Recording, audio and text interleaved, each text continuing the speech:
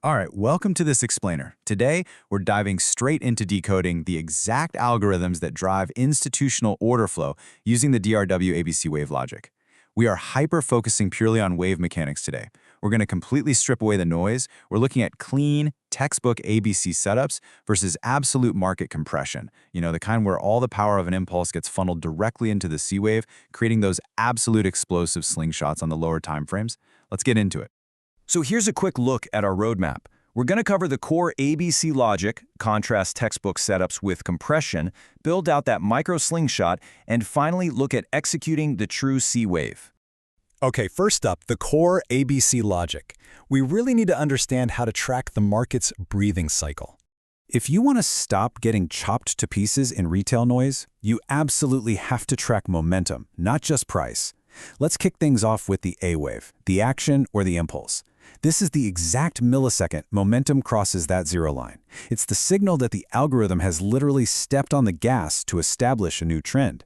But listen, here is the absolute critical takeaway for us. The A wave is your early warning radar, sure, but never ever trade it directly.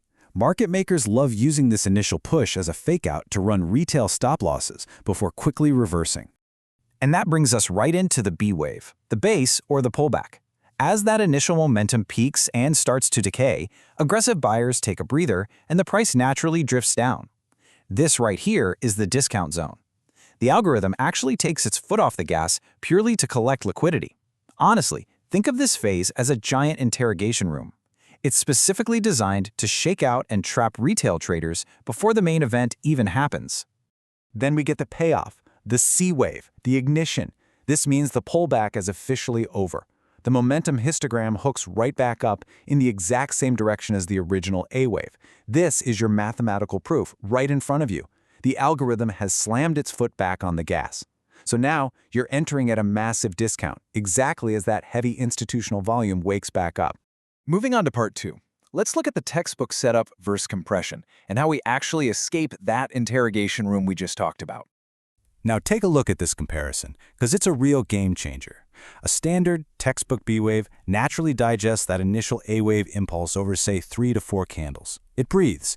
But a compression B wave, it chokes out the pullback completely in just 1 or 2 candles. The momentum barely even dips. What's happening is the algorithms are basically panicking and sweeping the ask at market price. In a compression setup like this, all that raw power of the A and B waves gets shoved straight into the C wave. It creates a massive, explosive slingshot effect. Remember that interrogation room concept? Well, this table shows you exactly how to survive it. You need to be able to filter a tightly coiled, safe refuel from a really dangerous institutional liquidation. Look closely at the volume footprint. You want to see what we call ghost volume, basically 25% below average. That tells us institutions have stepped back while retail shorts into the hole. But heavy volume? No way. That's pure danger. Structurally speaking, a safe coil holds nice and shallow right above the 21 EMA. If price breaches below the 50 EMA, though, the macro trend is dead, period. So when the market hits its resting state, you are hunting for this, the solid dark gold state. When your visual engine flashes this, it means you've got a shallow coil on practically dead volume. The sellers have completely evaporated. It's like a rubber band pulled back to its absolute breaking point. A slingshot is imminent, and frankly, you need to have your finger resting on the mouse right now. To quote the core architecture directly on this, when you see a 1-bar B wave immediately hook into a C, you are looking at a runaway train. You have to jump on this immediately. Why? Because when all the power from an A wave gets compressed into a tiny 1-bar pullback, the resulting C wave almost never gives you a second chance for a clean entry. All right, let's dive into building a micro slingshot. This is all about mastering time distortion. As we zoom into the micro timeframes, you need to keep one magic number in your head: 5. If you don't want to completely lose your mind staring at a chaotic 3-minute chart, you absolutely must remember the 5-by visual rule. One 15-minute candle equals exactly 5 3-minute candles. It sounds basic, but time distortion will absolutely wreck your execution if you lose sight of this simple ratio.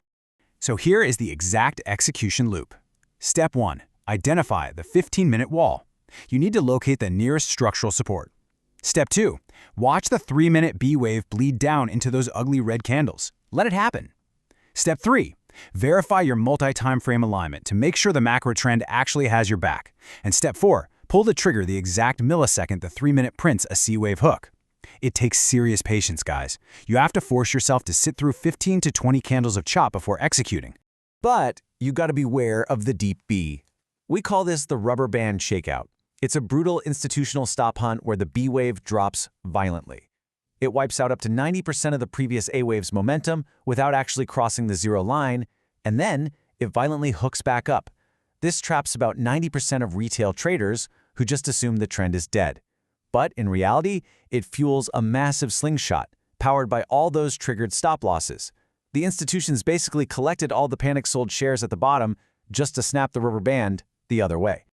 Okay, final section. Executing the true C wave by aligning the fractals.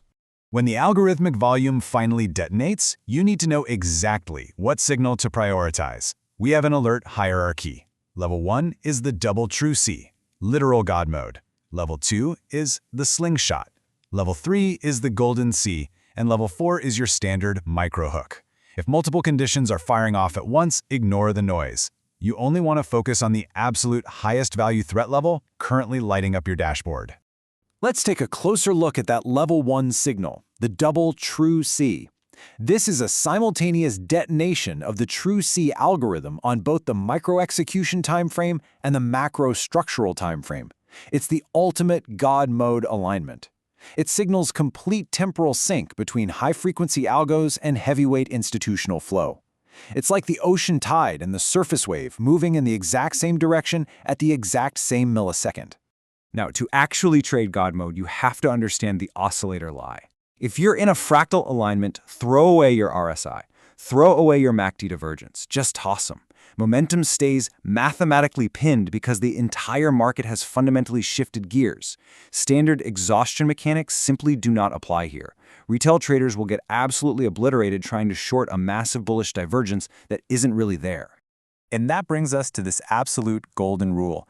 Never try to fade the first leg of a double true C. The macro capital will easily absorb any counter-trend liquidity. These macro algorithms will violently defend the breakout, so your highest probability play is to just sit tight, wait for the first micro B wave to form, and then buy that dip. Don't chase the initial vertical rip. Let the micro time frame pause and catch it in its resting phase. Finally, we have to talk about the anchor wall. This is your exact structural invalidation point. You draw a hard, physical horizontal line right at the base of the double true C trigger candle. If you see a physical close below this line, it means the institutions have abandoned ship, it's over.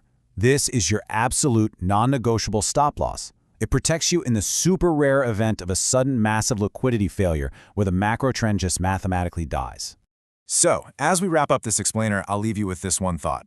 When the market's breathing cycle compresses into a tightly wound slingshot, are you going to be the one trapped in the retail noise, or are you going to be the one riding the runaway train?